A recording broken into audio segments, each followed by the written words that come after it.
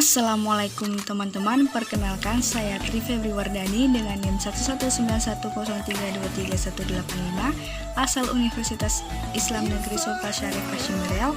Nah, pada video kali ini saya akan membahas mengenai macam-macam sistem penyimpanan arsip guna memenuhi tugas ujian tengah semester pada mata kuliah Administrasi Perkantoran dengan dosen pengampu Ibu Irawati MPDI.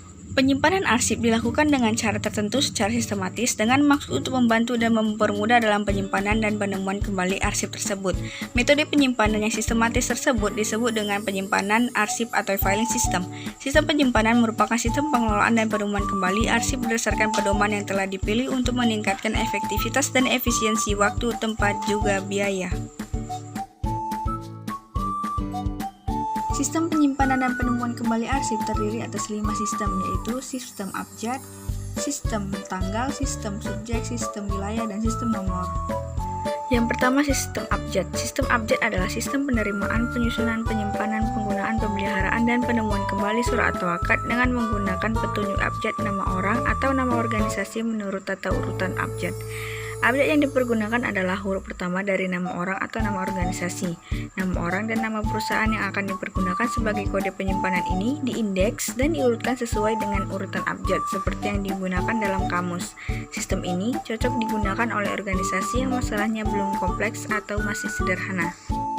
Langkah-langkah penyimpanan arsip yang pertama yaitu memeriksa surat. Sebelum surat disimpan terlebih dahulu, petugas memeriksa surat atau arsip yang akan disimpan. Apakah arsip tersebut sudah boleh disimpan, ataukah sebenarnya surat tersebut masih belum selesai prosesnya. Untuk mengetahui apakah surat boleh disimpan atau belum, dapat dilihat pada surat tersebut apakah terdapat tanda-tanda perintah penyimpanan atau tidak. Release mark, seperti tanda file, simpan, deponeran, atau simpan.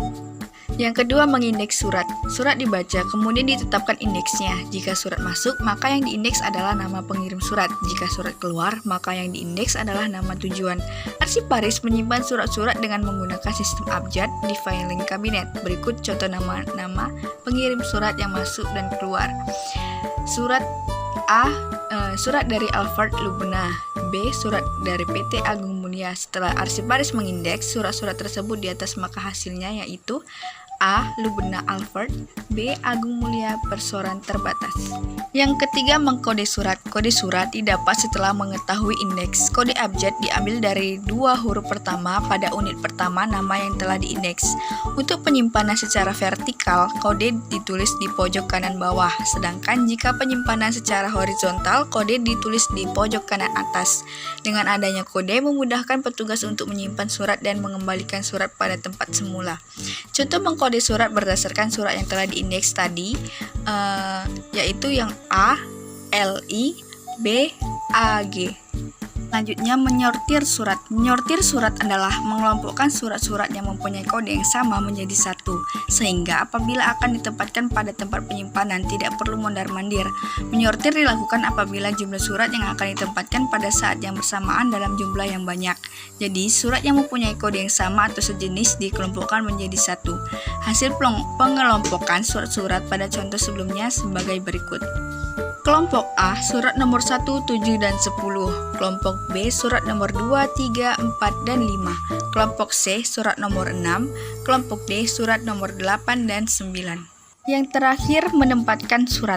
Langkah terakhir dari proses penyimpanan adalah menempatkan arsip pada tempatnya. Tentukan arsip sesuai dengan kode yang telah ditetapkan. Contoh, surat yang telah diberi kode di atas akan ditempatkan pada laci filing cabinet dengan memperhatikan antara kode surat dan kode pada laci, guide, dan juga folder. Yang kedua, sistem tanggal. Sistem tanggal adalah sistem penyimpanan dan penemuan kembali arsip berdasarkan tanggal, bulan, atau tahun. Dalam sistem ini, yang dijadikan kode penyimpanan dan penemuan kembali adalah tanggal, bulan, dan tahun pembuatan surat atau tanggal surat yang tercantum pada barisan tanggal yang tercantum dalam arsip itu sendiri.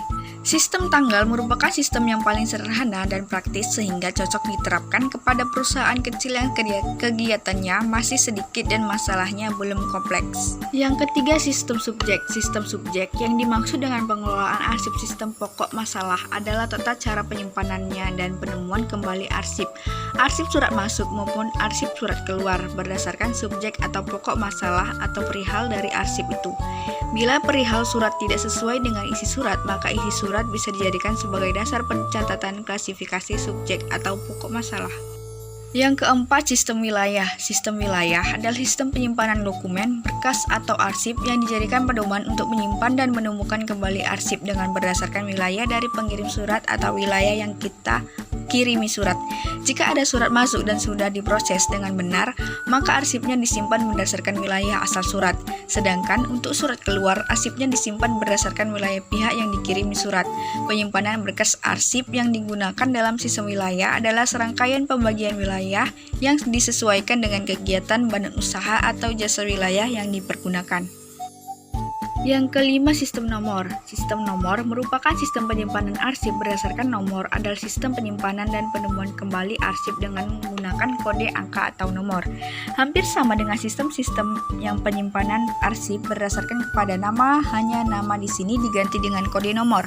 Sebagai misal, surat-surat dari dan ke PT Mekar Abadi akan disimpan dalam map bernomor 1960 atau kartu tabanan Erwita diberi nomor 25416. Pada sistem nomor yang diberikan kepada PT Mekar Abadi dan rekening Bank Erwita selamanya akan tetap sama dan tidak akan berubah. Langkah-langkah sistem penyimpanan arsip nomor. Yang pertama, membuat daftar klasifikasi nomor. Daftar klasifikasi nomor merupakan himpunan segala macam kegiatan yang terdapat di kantor. Segala macam dari kegiatan rutinitas di kantor dibuat dan dikelompokkan masing-masing dan diberi nomor kode. Daftar klasifikasi nomor ini berguna untuk yang pertama memberikan nomor kode dan selanjutnya menyiapkan dan menyusun tempat penyimpanan file. Yang kedua, baris pembagian pembantu. Di baris ini terdiri dari 10 kegiatan. Jika dalam kegiatan belum berjumlah 10, maka tetap harus dibuat 10 kelompok kegiatan sebagai cadangan kegiatan.